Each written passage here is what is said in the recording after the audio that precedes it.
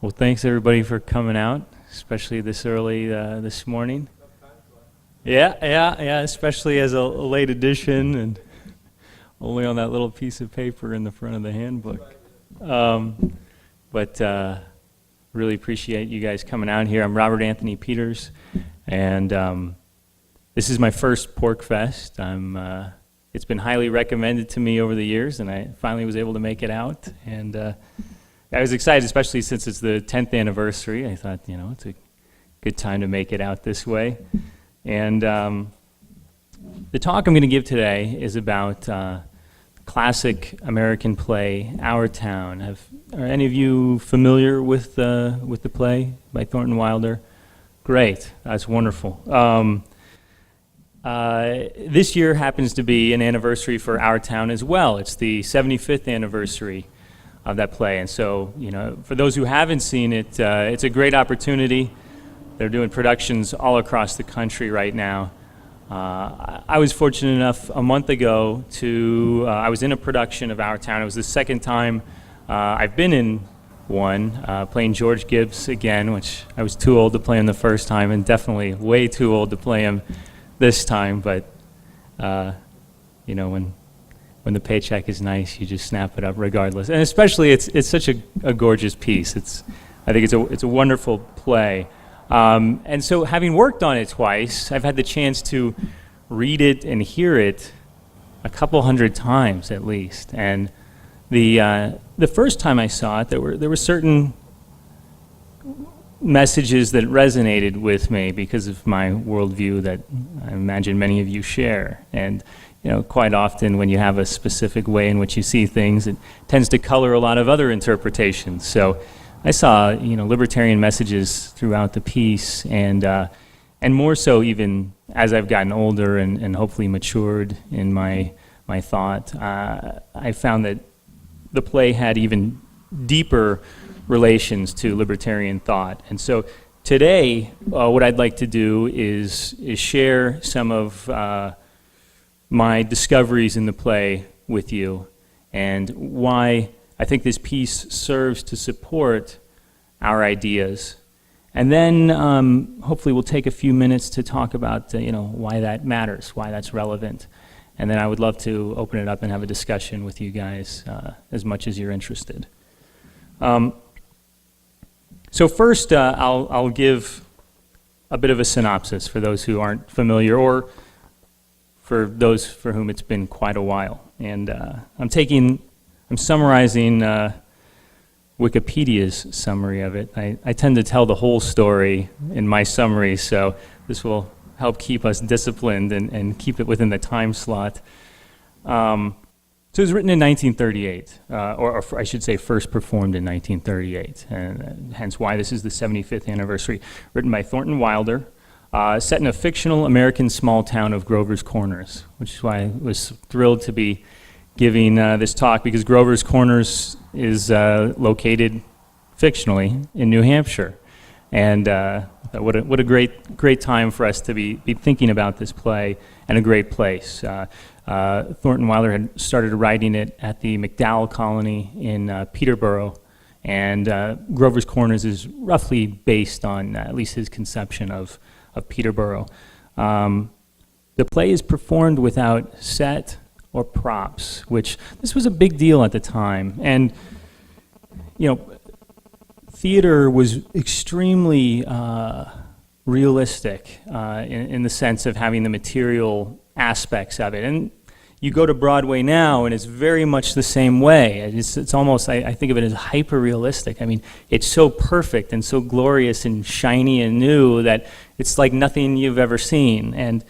And Wilder felt that this was taking away from the audience's experience, that they weren't able to capture the message as well, or the characters or the relationships, because there was so much distraction from what you saw. He stripped all of that away, and it compelled you as the audience to use your imagination to create it, and in a sense, universalized it, which is what he very much wanted to do. And he talks about very universal experiences, and I think his tool of taking away those physical things for you to really latch onto helps you to universalize it, because their kitchen at home becomes your kitchen. You know, it's not, oh, that's a quaint New England kitchen. It could be any place. And it's proven that way. There was a gentleman I know who his father had produced Our Town, Nuestra Ciudad in Mexico, and they related to it just as well in that translation. And so I think he did an impressive job of creating a truly universal experience. And you know, he had some external forces validate that. You know, he had Broadway success, and he won the Pulitzer Prize for drama for this play. So Act 1 of it is called The Daily Life, and in it, the stage manager, this is another interesting device of Wilder's, where he has the character called the stage manager who breaks the fourth wall, talks directly to the audience, which is not a common device in theater. And he sets up the town, and the daily life almost lulls you into this experience. He tells you about 1901. You've got the newspaper delivery boy that he introduces you to, the milkman, the children of the two families that the story centers around going off to school. Everything's rather copacetic. Some people find it a little dreary, a little boring, a little bucolic at the beginning of the show. And I think to a certain extent that's intentional. Act 2 is titled Love and Marriage. 3 years have passed since the first act. It's 1904. And the two characters that the play is centered around, George and Emily, are getting ready to wed. George goes over to his future in-law's house, has an awkward interaction with the future father-in-law. Then the stage manager says, let's roll it back. Let's go back to when they first met, and you see their courtship, and the act concludes with the wedding, and everything's very happy. There's a little note that I think is interesting in the second act. The stage manager points out, he identifies what the different portions of the play. He says the first act was called The Daily Life. This act is called Love and Marriage. There's another act coming after that. I reckon you can guess what that's about. And usually the modern audience laughs because I think they think it's about divorce, which seems to naturally follow Love and Marriage, but is in fact about death and eternity. It takes place in the cemetery, where it's 9 years later. Emily has passed away, and she's revisiting. She gets an opportunity to revisit her life, and you have characters both in the real world who are there for the funeral, and you have characters in the cemetery who have passed on and are talking about their experience and their reflections on life. And it's a beautiful play in that it shows these kind of wonderful aspects and helps you to appreciate things in life in a different way. And Wilder tries to get you to step out of things that you commonly felt. So that's hopefully gives you an idea for those who weren't as familiar with Our Town of what we're talking about with this play. Now I'd like to get into a little bit more of what I would consider the libertarian analysis of this show. And I think there's a very strong anti-interventionist theme.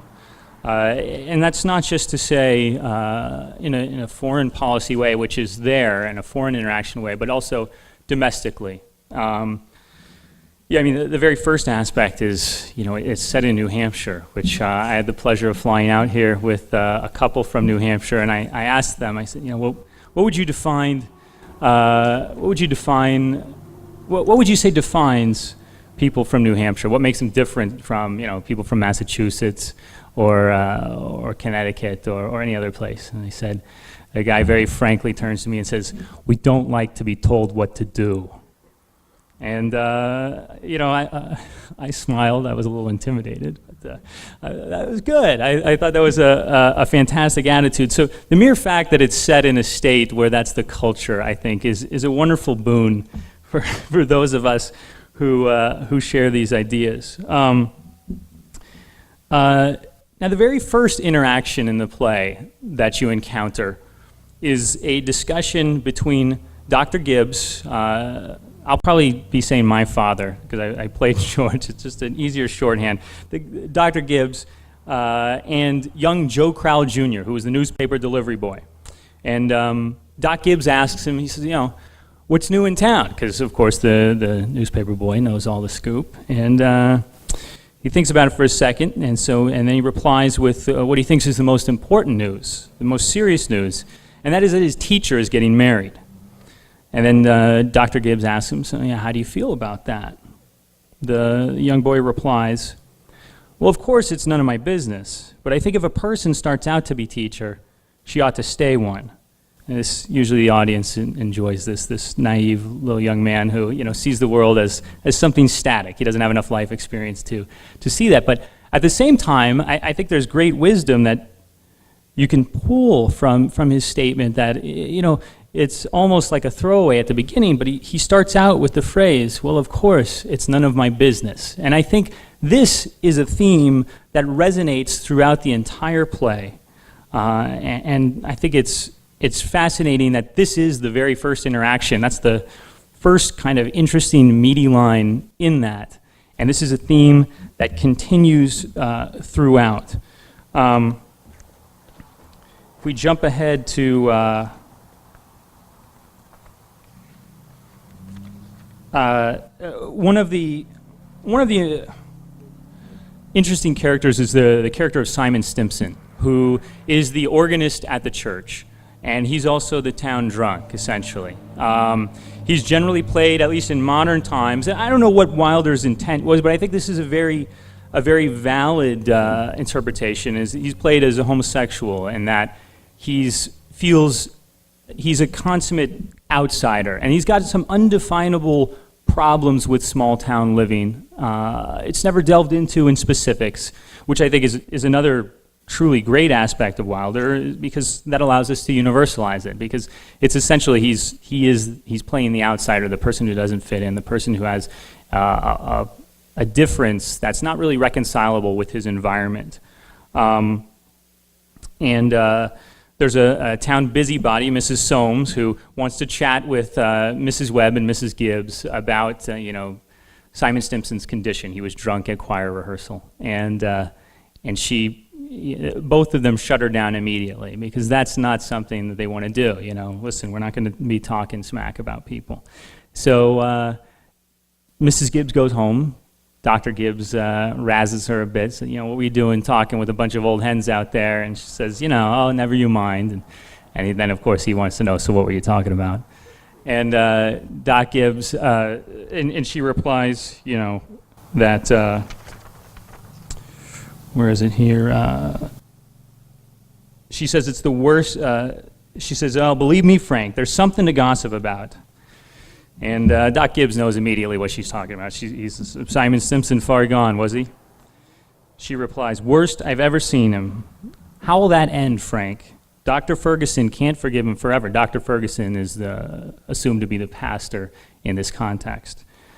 Doc Gibbs says, I guess I know more about Simon Stimpson's affairs than anybody in this town. Some people ain't made for small town living. I don't know how that'll end, but there's nothing we can do but just leave it alone. Again, that idea of allowing people to be, and whenever I work on this, and a lot of analyses, they complain about this notion of leaving people alone, and they think these people are very heartless, and that that they're just dismissive and trying to sweep problems under the rug. And I think you can obviously take that interpretation. It's valid, but I think there's another interaction that happens just a few minutes after that in the show that shows that this is not what that culture is about. I think that's an invalid interpretation of leaving people be. Because I think Doc Gibbs makes an excellent point that there's nothing we can do. And how often we encounter that no matter what problems other people have, quite often we aren't the ones to solve them. So many problems have to be solved by that individual. And of course we see that through legislation and constant government action that seeks to, and a lot of times it's pursued by people with very noble and pure interests, with that are good of heart and they really do want to help, but unfortunately it's just not an effective method by which they can help. Doc Gibbs notes that, and as I mentioned, a couple pages later, we see that play out in this act where Editor Webb is heading home from work, and he runs into the constable, and Editor Webb says, "Hey, what's going on?" The constable says, "Well, Simon Stimson's rolling around a bit," and there he is. Simon Stimson appears. He's stumbling around, and Mr. Webb, tries to interact with him. He says, "Good evening, Simon. Town seems to have settled down for the night pretty well." Simon Stimson kind of stumbles up to him. Editor Webb continues, "Good evening. Yes, most of the town settled down for the night, Simon. I guess we better do the same. Can I walk along a ways with you?"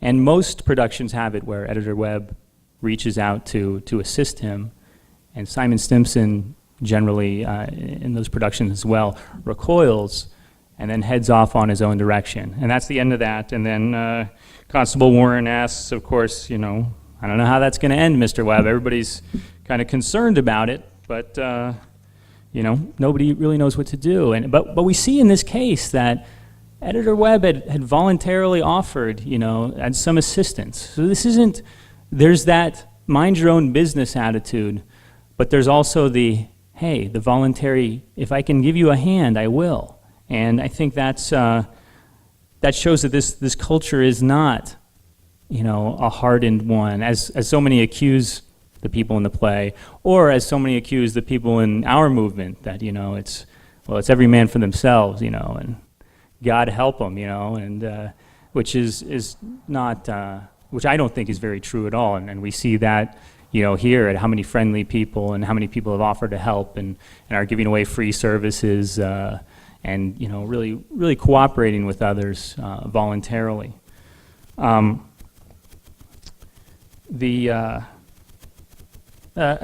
continue on kind of Doc Gibbs's notion of, there's nothing we can do but just leave it alone, there's another aspect, and it comes from Doc Gibbs. When they're talking about, he and his wife are talking the morning of the wedding, and Doc Gibbs is talking about the couple, his son and the next door neighbor, gal, that they're about to be married. He says, "They'll have a lot of troubles, I suppose, but that's none of our business. Everybody has a right to their own troubles." And this, I think, is another beautiful and underrated message of ours, that that notion of everybody has a right to their own troubles, which has a corollary that everybody has a right to their own happiness as well. We're stepping outside of this, and we're allowing people to both fail and succeed. And quite often, we have some of our greatest successes because we've learned from our failures, and it's our failures by which we grow and improve. And I think again, this is another bit of a support for a strong libertarian analysis of this play. There's one aspect that I think is crystal clear, and that's there's a section where the stage manager brings up Editor Webb and has him talk to the audience, and he fields questions from the audience, and there are these characters who are plants that are out there, and there's a woman who asks about, is liquor a problem in town, and he's like, well, not really. We have, a drunk or two. He doesn't mention Simon Stimson by name, but, there's, yeah, and then sometimes the field hands, they get a little rowdy down at the barn, but, he says, nah, it's not a problem. We don't need prohibition. We don't need your temperance movement. We don't, there's not really an issue. And besides, it's good for a snake bite. So, then there's a extremely clear example, and there's a character named the belligerent man.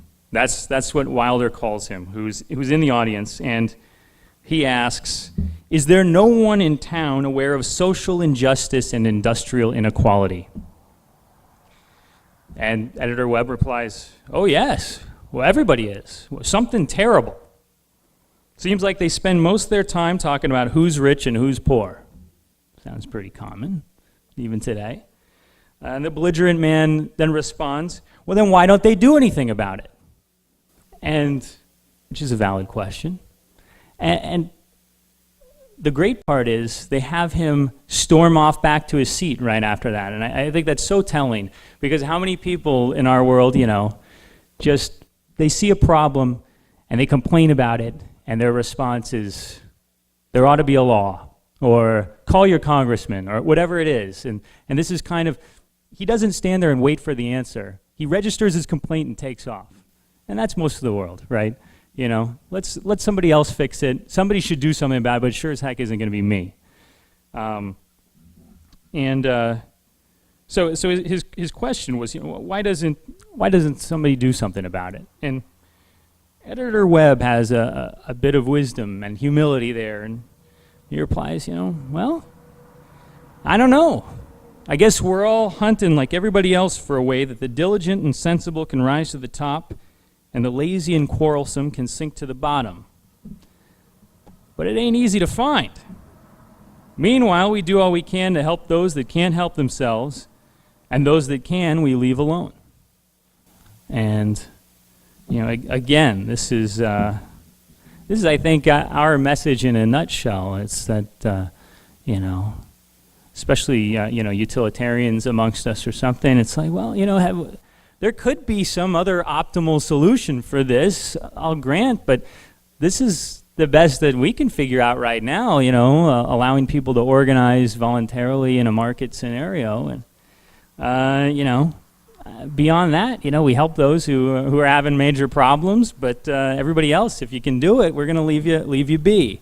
And I think this is a gorgeous message and not often heard in theater or the art in general. So there's another there's a great section on I'll get to that later if we do have time. I want to skip now to the kind of the foreign interactions that Wilder addresses, and where it's very clear is, again, at the very beginning, the Joe Crowell Jr. character, the newspaper boy. He has that interaction where he, says, well, it's none of my business, but, I think she should stay a teacher if she started out as one. Audience laugh. Stage manager stops the show, and he and this is a common thing where he'll start talking about somebody and their future, and and he'll be telling you about how they die, which is a little unsettling. I mean, it's it'd be like somebody stops the show and says, Robert, got on a car and was driving down to Manchester to catch a flight, and he got hit by a semi and died. And you don't know me that well, so it wouldn't be devastating or anything, but it'd be a little weird to know that I'm going to die in a couple of days. So that's commonplace in this play. And so he says, he describes young Joe, and he says, he's a very bright kid, and as we can see by his none of my business remark, obviously he agrees with us, so he must be bright.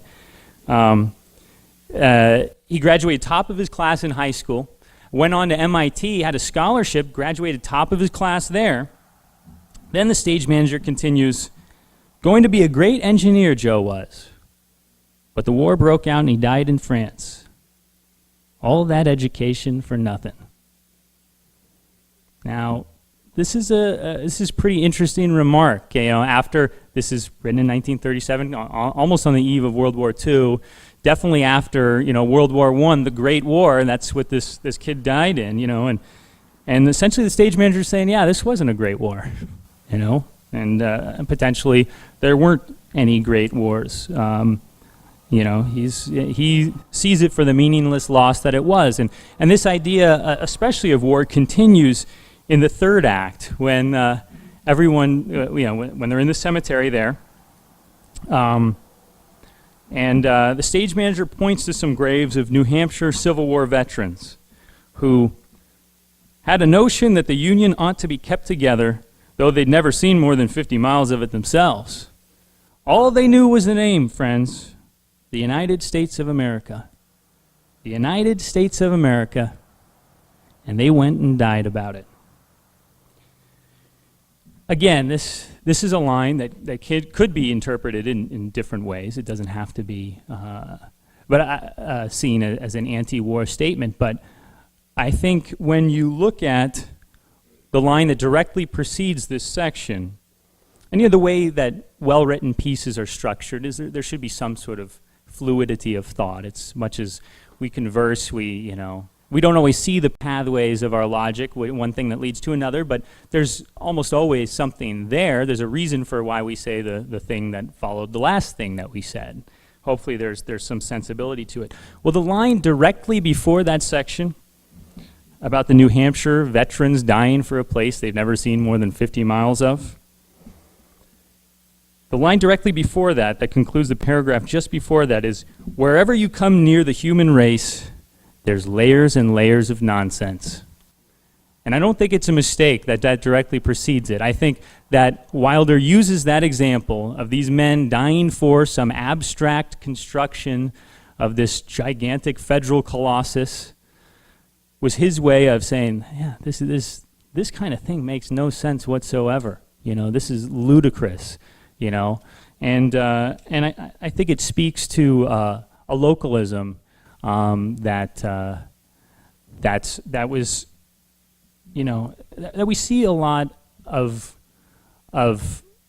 messages about that, especially in regards to war. Wendell Berry, the novelist, he writes a lot about that and the dislocations of that the war causes, and people are drafted and sent off to foreign lands, and they come back and they're not the same, and quite often they're going to the city. Families are split apart. Family members don't come back at all. And the destruction that has on community and family and some sort of concept of a local identity, as well as the fact that you're not fighting for your town, you're fighting for some huge foreign, practically, abstraction. And I think, that Wilder is definitely speaking to that same message.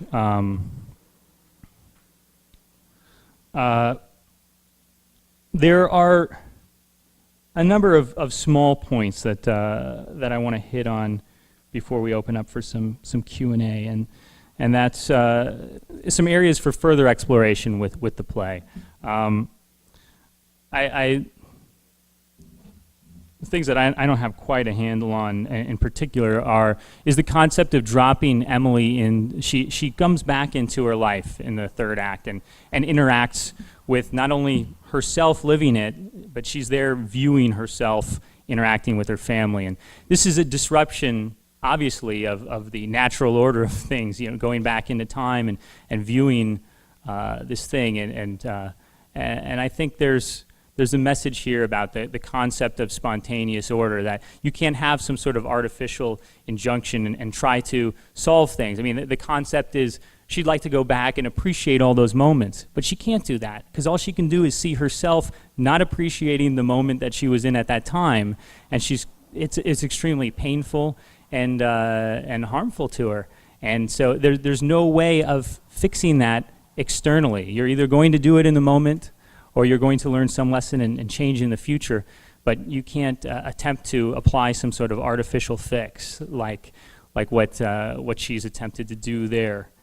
I think it's also interesting that the main characters are all members of the Congregational Church, which is a very independent and autonomous church as far as Protestant religions go. Each individual church has its own leadership and governance and is entirely independent. I mean, Roger Williams, the great defender of religious freedom who started Rhode Island, he was briefly a Congregationalist, so if he approves it, it must be pretty liberal in a classical sense, at least.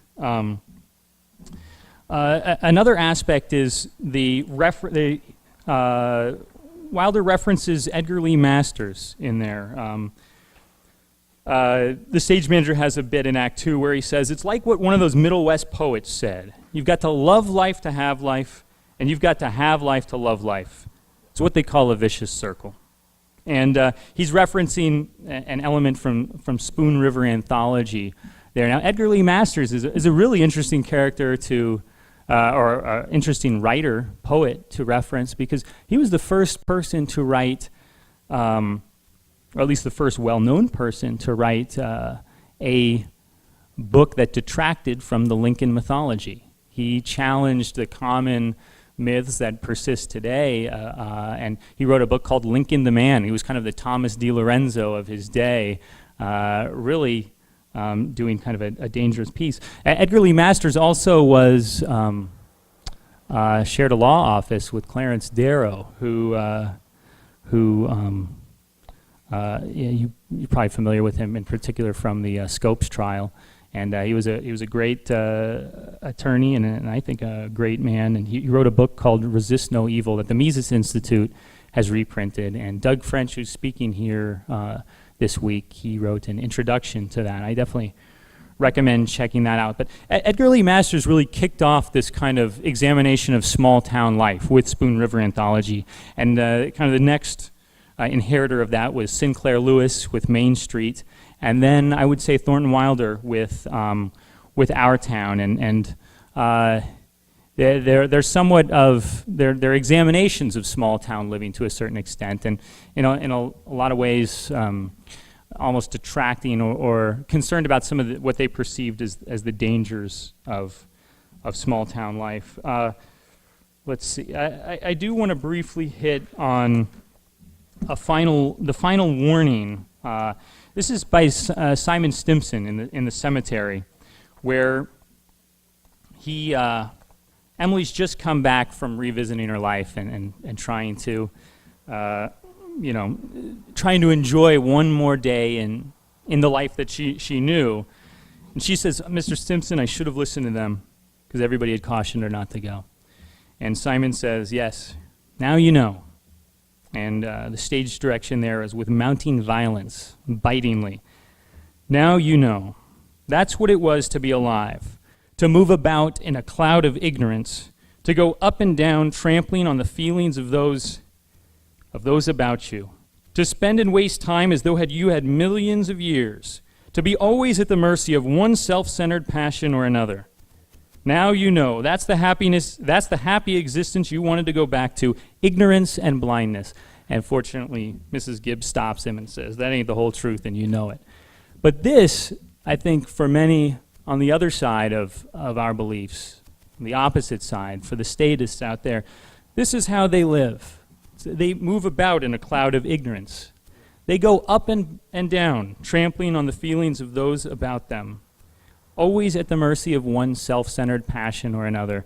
And we see this not only in the horrific policies that they have of drone strikes that killed small children and innocents, if not the vast majority of them being innocent, but also even in their personal lives. When we see these scandals and all these disloyalties to their spouses and swindling of their neighbors and friends and everything else, there's a certain... and we all suffer to these to a certain extent. I don't think any of us have never trampled on the feelings of others, but there are those who, because of their worldview, do it far more and with far more drastic results. Now,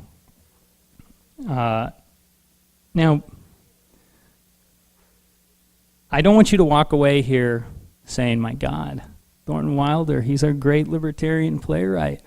Like, we finally found it. This is amazing." Because he's not. His introduction to a collection of work at least leads me to believe that, yeah, he agrees with a lot of modern interpretations that this kind of none of my business attitude is horrible. And that's the terrible thing about these small towns and this kind of living and everything else. So he didn't write the great libertarian play, unfortunately. At least it wasn't his intent. But, why is this important? Well, I think, like most marginalized movements, so many of them have, throughout history, co-opt the things that are out there. And I think this, and hopefully what I'm hoping is you'll walk away with kind of opening your eyes to more libertarian analysis of other works of art that are out there that weren't intended to be for us, weren't intended to speak to messages that we believe in, but they do. And the piece of art stands alone. The intent of the creator is not as relevant as what you pull from the actual cultural artifact. And I think this provides us with some optimism that we don't need libertarian writers out there to have pieces for which we can get a libertarian message out of. And I think that this is a vastly important factor for us to consider in the movement in general going forward. Libertarians, when they do Myers-Briggs testing on the population, libertarians fall into the intuition and thinking section, 90% intuition and thinking. That's why I'm giving you guys a kind of logical analysis right now, because that's what appeals to us for the most part. The general population, when tested, 85% sensing and feeling. They're not going to be convinced by these wonderful talks by, David Friedman talking about competitive legal systems throughout history. That's not going to do it for them. And that's why capturing the culture, capturing art, is so important for the libertarian movement, because without that, we don't have any access to 85% of the population. And we don't need 100%, but we need a lot more than we've got right now. And so I think it's highly important that we focus on the artistic and cultural aspects of our movement, and that we not only create more and seek to find more things that speak to us and speak to our message, but also to co-opt the things that are applicable, that may not have been intended for us, but definitely we can make use of. So I'd now like to open it up if anybody has any questions or things that they'd like to discuss in relation to this or anything else for that matter. And I'm been asked to have you guys step up to the microphone up at the front there if you'd like to make remarks so that they can record that.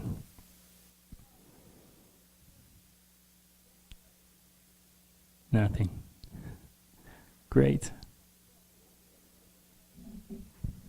So at the end you talked a little bit about Wilder's political views, but can you expound upon that? Was he public about his views?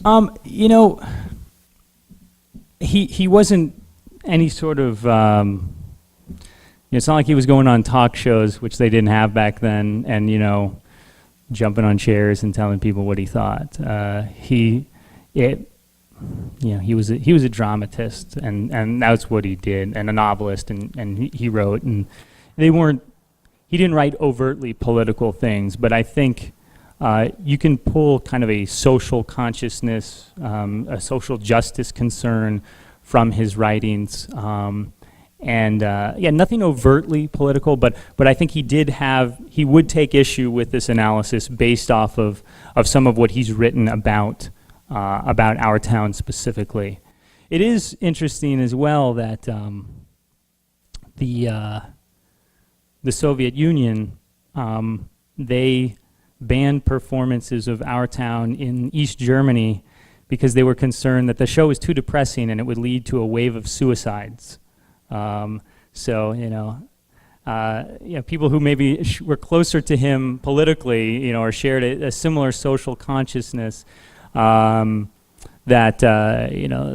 certainly didn't appreciate his ideas. And another show of his, Skin of Our Teeth, was banned in the Soviet Union because they felt it placed the social unit of the family into too high of a position. That when you're about state worship, you can't handle that kind of competition. So he was very unappreciated by official communists. But and at the same time, I think as a libertarian movement, and there is increasing appreciation for there are some very valid social concerns of people who are not are not experiencing the material wealth that some are in society. I think it's very valid. I think we have to be very careful, of course, what policy suggestions are recommended based on that. And I think probably most of the people here agree that a more freed market is going to be the solution to the vast majority of those problems. But to say that they don't exist is not helpful, and to say that some of these people don't have a point isn't useful to us. I appreciate the fact that you point out that most libertarians are, you mentioned the Myers-Briggs thing, the hardcore, super rational type thing, and most of the people aren't like that, and that's true. And yeah, I'm glad that more people are recognizing that, because obviously what we're doing right now is not working. So one thing in another sense, I remember reading Our Town when I was in high school, and it was very depressing.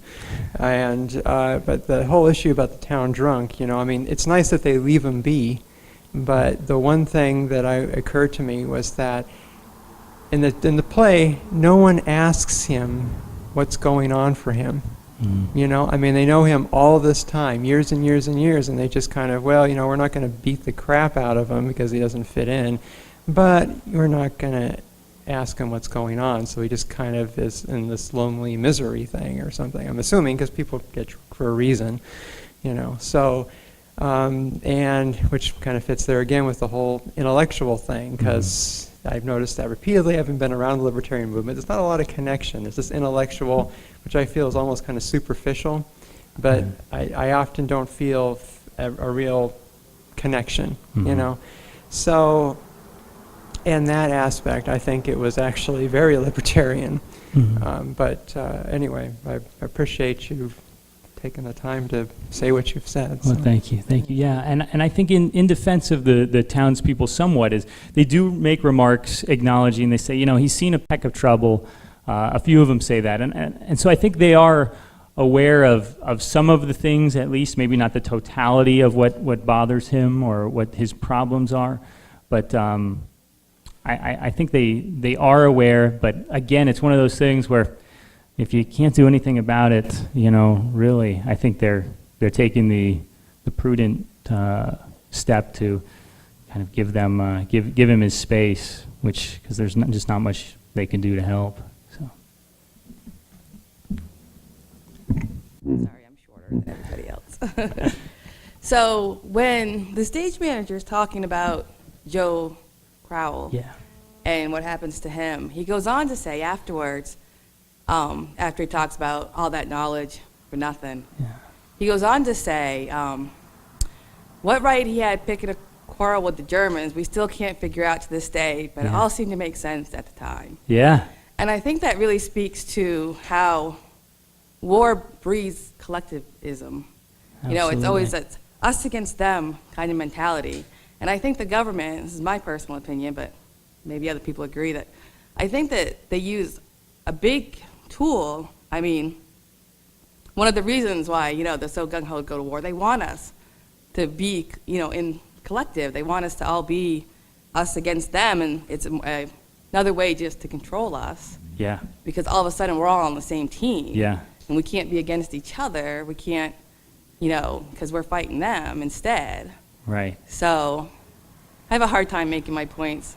No, that was excellent. But yeah, that's what I think. And I think even then, it's nice to see that, they were thinking about it. Like at the time, this made perfect sense.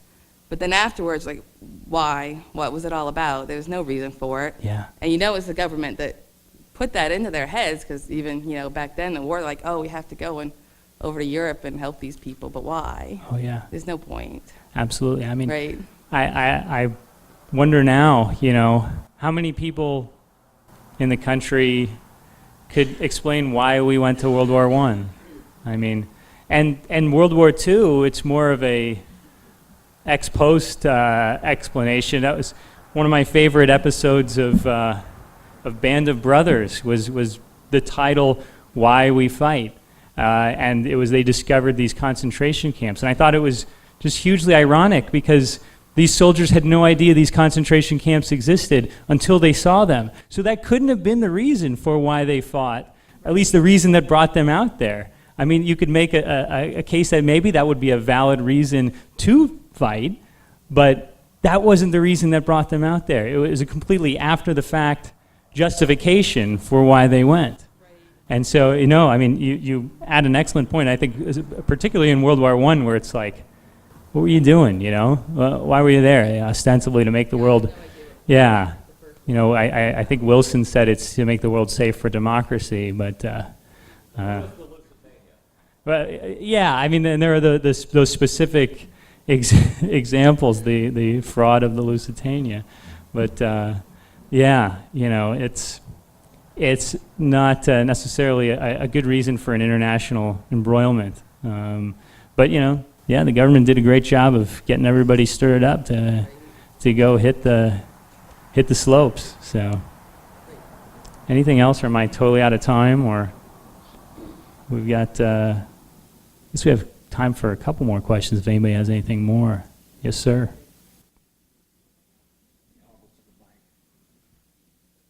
Okay, so I unfortunately wasn't here for the entire thing, but sorry, there were a few of you. I got in, and you were talking about people going to fight in the Civil War to basically, defend a country that they've never seen more than 50 square miles of.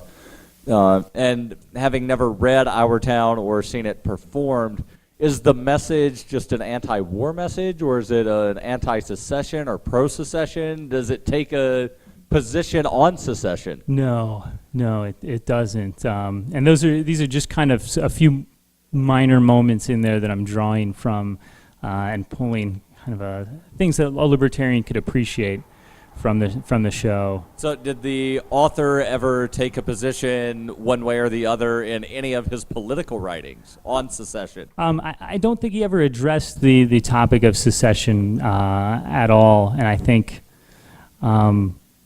I think his message here was just more of an anti-war one. That's a small thread throughout, and I don't know that he would have an opinion on secession or the South. I don't know if it had any relevance for him whatsoever, but just that this kind of fighting for some sort of abstraction and taking or losing your own life for these things is not a particularly worthwhile endeavor. I think, we can probably, the majority of us can get behind an idea like that. Thank you. Anything else? Any last thoughts? Anybody? Well, thank you very much for coming out. I really appreciate it. I know this was very early, but I had a great time, and I hope you learn a little something about Our Town, or thought about it in a slightly different way from before. And again, I'm here through Sunday, so if anybody wants to talk about these things further, or libertarians in art and culture, I would love to talk with you. So thank you.